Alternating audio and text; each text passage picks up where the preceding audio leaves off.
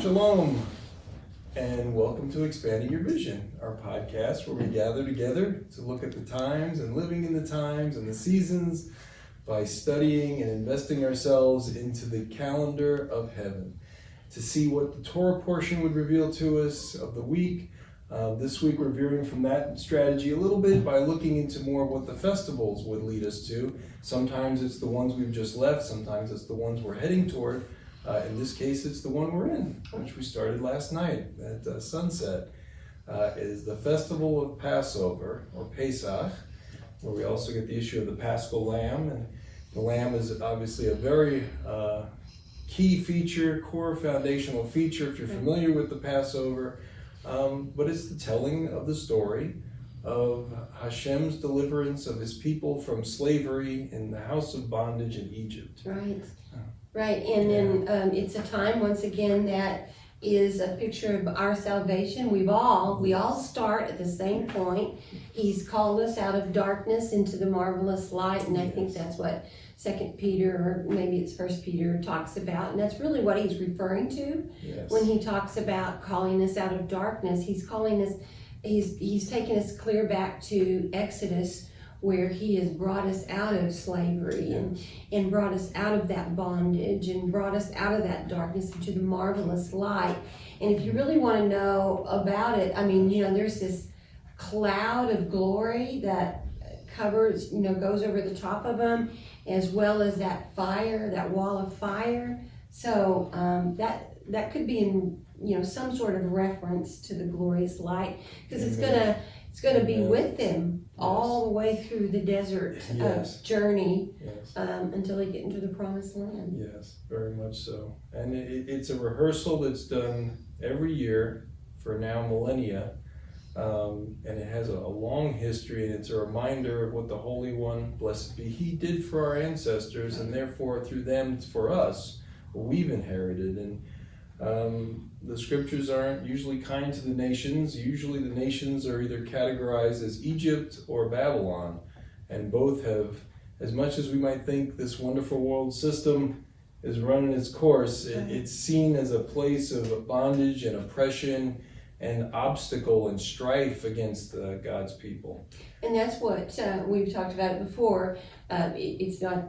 It's not Egypt. I mean, it is, but in Hebrew it's Mitzrayim, which indicates, the bondages and all of that. So it's the word Egypt that's what it is. It's not just a place. It's not just a place. Yeah, it's communicating what that place holds for the populace who are within its boundaries. So he has freed us, and the study and the Passover and what's called the Seder, the telling of the story of Passover, is a review of that, and so that we could bring it into our lives. And again, that's a big part of what we're trying to accomplish in these commentaries and discussions, is how does this affect the life, living in the times.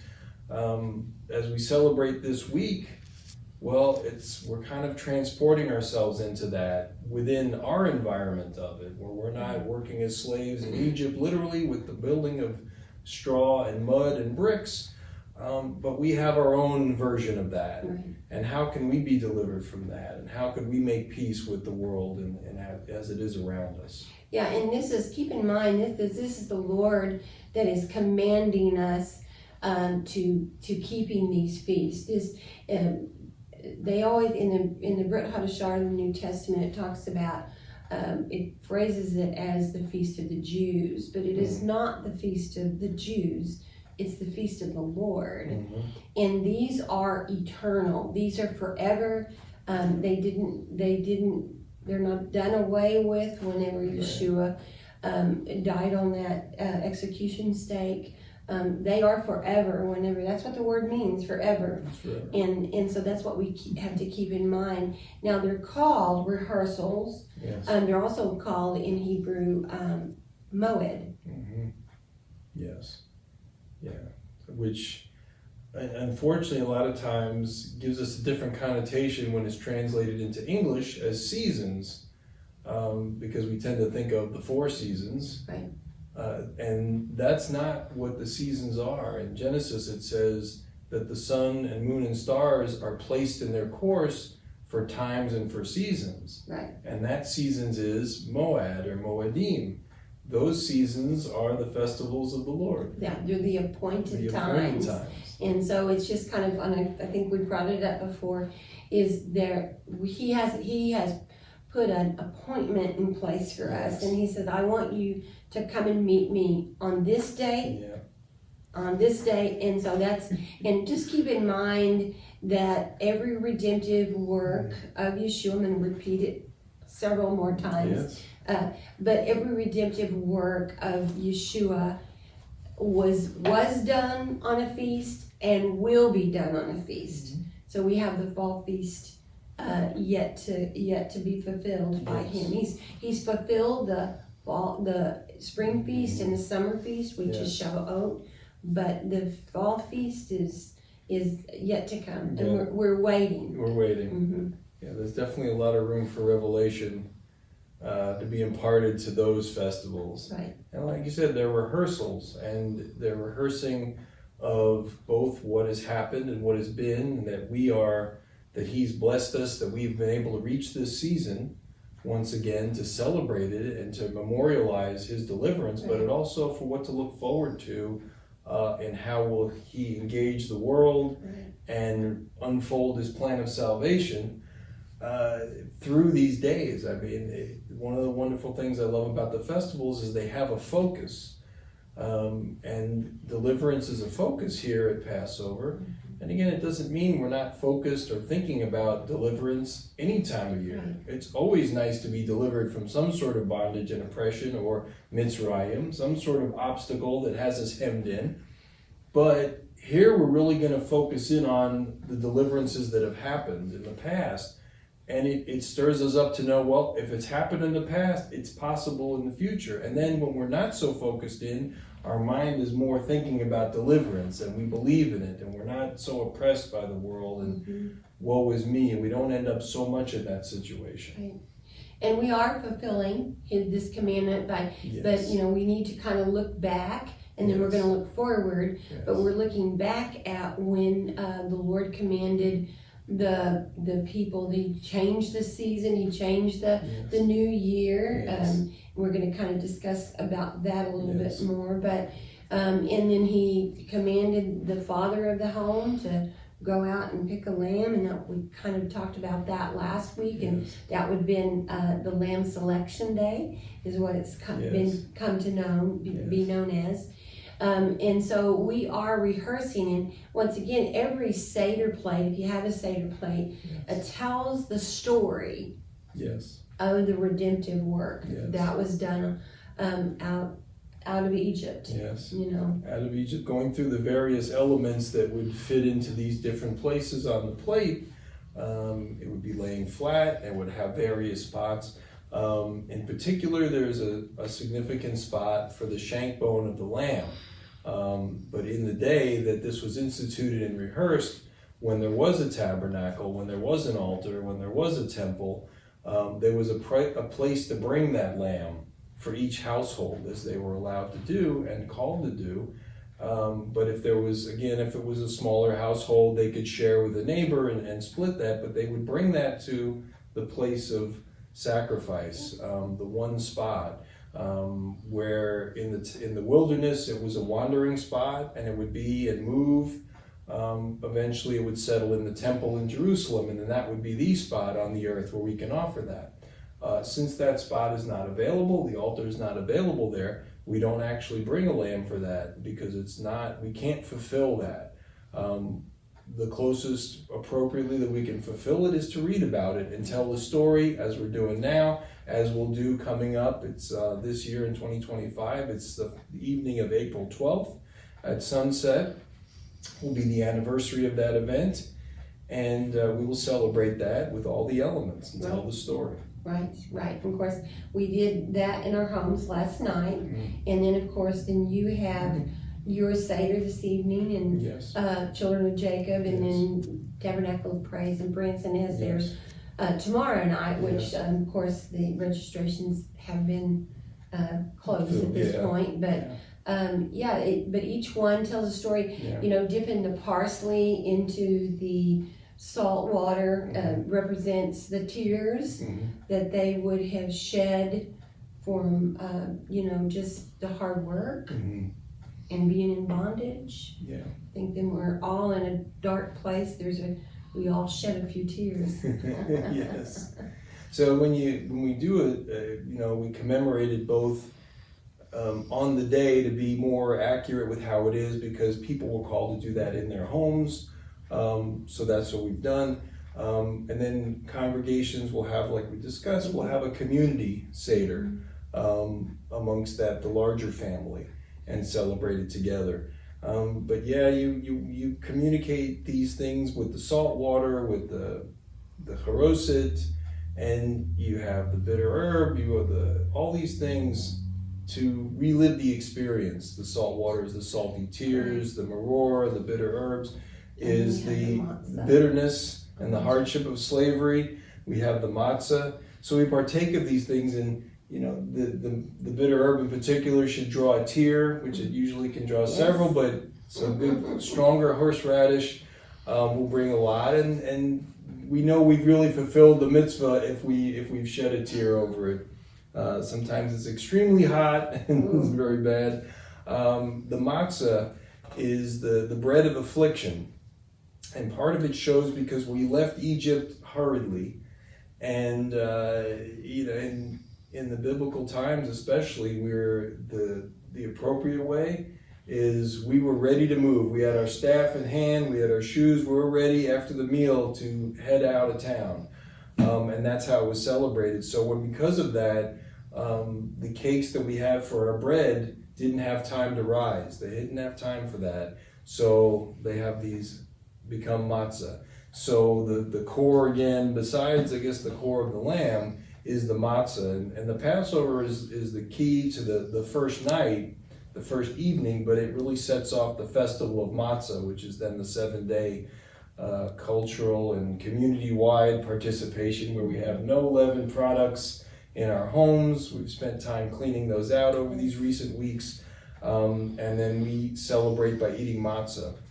The matzah has representation, and in Messianic revelation it has great connection with. The matzah is both striped, it is pierced, it is eventually broken, and it is bruised. And all things that we attribute to a Messianic expectation that we've seen fulfilled in Yeshua and brought forth in that way. So we also, while reveling in the deliverance from Egypt, we revel in his deliverance from the greater Egypt, from just the bondage of the world system, that we may bring his kingdom and have it be on earth as it is in heaven once again. Right. And it's just, if you've never been to a Seder, you can even, probably pull up online. Yes. There is a cloth that it has three Sections. probably sections in it. And so there's Yeah. matzah that goes into each one of those sections. And during the Seder, then the middle matzah is taken out and broken, and then it is wrapped, and then it's hidden. Yes. And it's called afikomen. Yes.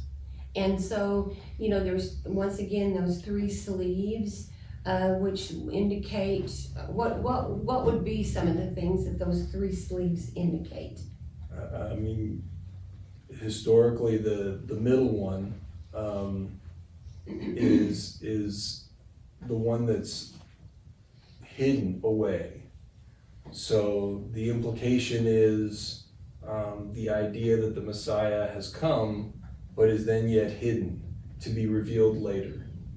And that's part of what sort of the big culmination of this time in ending the 6,000 years, that gets into a kind of a whole other area, but there's an expectation that from Adam there's a 6,000 year period of work and 1,000 period of a Sabbath millennium, or a Messianic reign or a Messianic kingdom, mimicking the week of creation where Hashem worked for 6 days and then rested on the 7th. So there's an implication that during the Seder, because how it's rehearsed, is the afikomen, this centerpiece, was hidden away. And then later on, it is the youngest's duty to go and find it and to seek it out. And in Leviticus, we're admonished by a little point of Moses admonishing the people to look for the sacrifice. So in like manner, these children are encouraged to go look for the hidden. And so they find the hidden matzah, and there's great reward, and then it is redeemed by the head of the household, usually for a little bit of money. Yes. But you're using favor. words like reward Yes. and redeem. Yes. Those are Messianic terms, or one to our Messiah. Yes. Because when we find him, Yes. there is great reward. There's great reward. And then the fact that he redeems Yes. us, and a lot of times it's with coins or whatever, which is that's the redemption price. Yes, that's the redemption price, and it's usually the sweetest matzah. Yeah. The afikomen is. Yeah, so it's really, there's just a lot of things that you can learn from a Seder. We're commanded to do it every year. Yes. And so there's sometimes that, this year we'll have done 4 Seders. Right. But each time you do it, you just always need to find a different focus.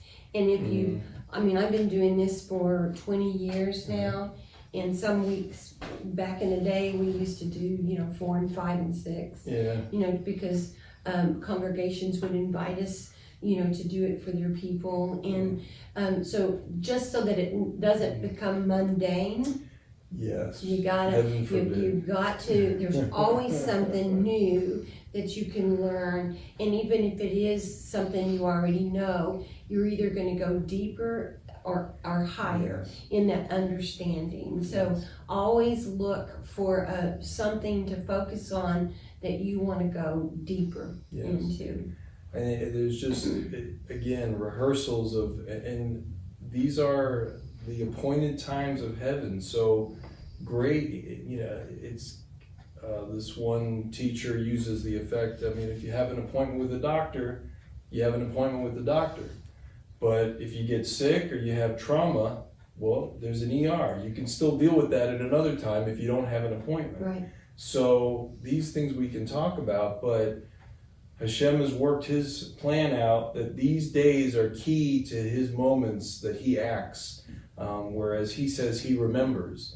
And it's not usually the way we use the word remember, because we usually use that in opposition to forgetting. And almost when you say you remember, the implication is there was a forgetting that happened. But this, in remembering and biblically, Hebraically, it is just, that's when there's an action attached to the event that's about to happen. It's not forgotten. It's like, oh yeah, I got to get on that and get that done. It's time to deal with that. It's time for something physically to happen and manifest. And that happens at these appointed times. We talked about Rosh Hashanah and Tishrei, and that's the time of creation.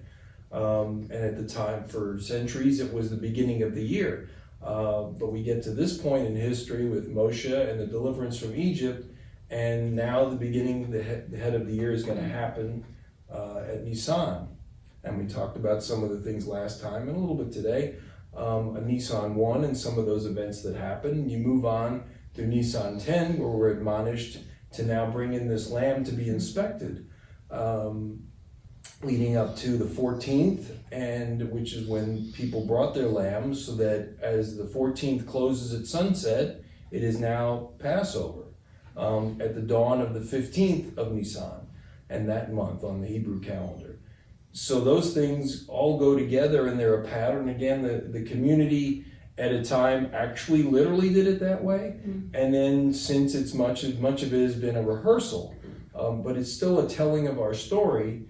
And again, how we can appropriate that, what they experience, how we can appropriate it in our day, and what deliverances we need.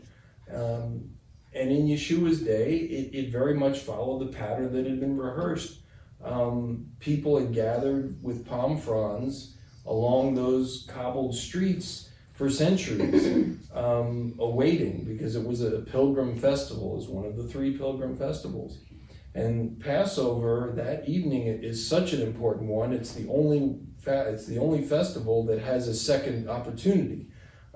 So if someone, now there isn't a second opportunity for the week that follows, the Hag HaMatzot, the festival of matzah, but it is, the Passover is rehearsed a month later if someone was in a situation where they couldn't participate, and generally it's some reason that they wouldn't have been allowed to enter the temple, right. or the tabernacle. If they're in that state, classically expected, it's the ones who handled Joseph's bones. Right.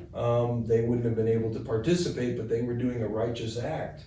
So they petitioned because they didn't feel that they should not be able to participate for lack, especially of doing something righteous. Right. So out of that we have Sheni Pesach, and so we have a second Passover. Right. Passover. And that probably in the day of Yeshua, and I think Yes. we've talked about this before, but the day of Yeshua, the people that handled his body Yes.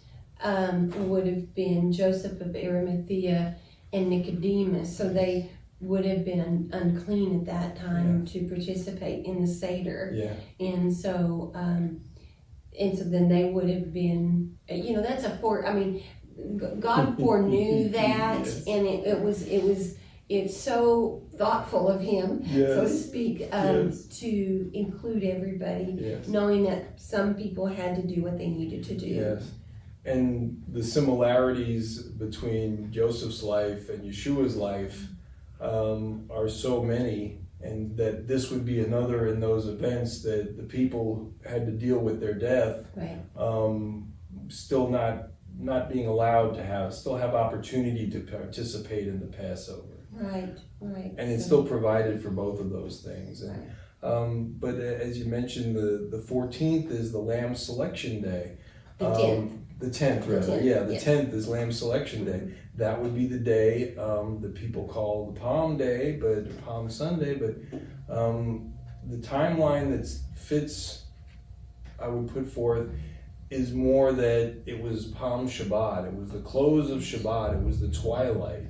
And if the 10th is on that particular, the 3rd day, Tuesday, at sunset, that would be the time when the lambs were going into the oven, so to speak. And then we would have a Wednesday evening at sunset would be the time. So the Tuesday would be the lamb selection day to have it ready, and Wednesday would be when it would be offered. Going into that, and then that would take us for 3 days and 3 nights as the sign of Jonah the prophet, and then rising up at the close of Shabbat. Right. And so people would have celebrated that, but if he comes in on this day at the, it is a time where people were gathering every year. They weren't there. I think Deborah was talking about this the last session. They were gathering like they had done for hundreds of years, and the multitude that were there had their palms ready because that was the day they shout, "Save now, Hosanna," Hoshiana. They would be shouting and waving the palm fronds, rehearsing the idea of the King Messiah showing up. Right. In the year he did it, he showed up, but they didn't know that. So he shows up lowly on the foal of a colt that no man had sat, and this poor animal, never having borne the weight of an adult person, now was bearing a weight, kind of a thin way. He doesn't come in to his city with any kind of triumphant cavalcade. Right. A very simple and lowly, humble presentation. Mm-hmm. So he does that, but he's met with the fanfare, first of his disciples as they begin waving and cheering, but then the multitudes who are down the streets and in various parts of the city where they can't even see, but they hear the celebration starting by the tumult and the waving, and Right. so they begin to wave, and so much so that the high priest who's bringing in the lamb for the community, for the nation, can't bring the lamb in. But again, as we touched on, both lambs are able. Yeshua is brought in as one lamb, and the lamb eventually is brought in. Right. And they are there in the square for 4 days, and they're challenged and tested to see if they're in the right state, to be the lamb, to be the offering. So these rehearsals had manifesting implications that some people will recognize the process going forth and see this as things they've been rehearsing all their lives, playing out in front of them. Right in front of them, yeah. So I mean, it's these rehearsals, that layer of it, because obviously there's just a simple layer that's also we're gathering. We're called to gather, and we're celebrating, in this case, what was done for us in Egypt. But it is also a rehearsal of what he will do at other times and in other levels of deliverance for his people. So Passover has a great expectation and deliverance, and has manifested wonderful things for the people of the Lord. Right. And once again, all of these feasts the 7 feasts, they haven't been done away with. Yeah. We have to see them through, because if we stop at Shavuot, then we miss his second coming. Yes. And so that's why the fall festivals are as important as well. Right, and we don't want to stop with the broken tablets of the Torah that Moses brought down. We want to receive the full tablets that were restored. Right. And so then, of course, we kind of discussed more in detail last week, about because the Lord in chapter 12 of Exodus talked about 4 important dates, and it's the 1st, the 10th, the 14th, and the 21st. And we kind of discussed the first 3 last week, and then some more this week. But on the 21st, it's like, okay, what was so important about the 21st? And I'm sure that there's always levels. Right. There's always levels. But the one thing that we found was that the 21st of Nisan was when Moshe split the Red Sea, enabling the Israelites to cross the sea on dry land, and to escape the Egyptian army, which they drowned in the sea. The second thing we thought was interesting is that it was King Ahasuerus in Nehemiah. And so King Ahasuerus is the same king that was in the book of Esther. All right.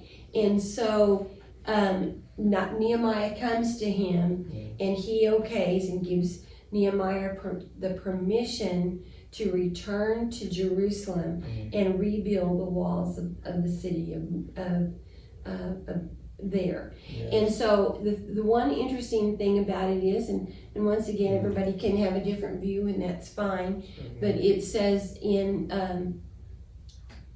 Nehemiah chapter 2, and it came to pass in the month of Nisan, in the 20th year of King, I call it Ahasuerus, or how do you pronounce Xerxes? that? Yes. Yeah, there's also Artaxerxes, right? Yes, so when wine was before him, the king had he liked to party, this guy did.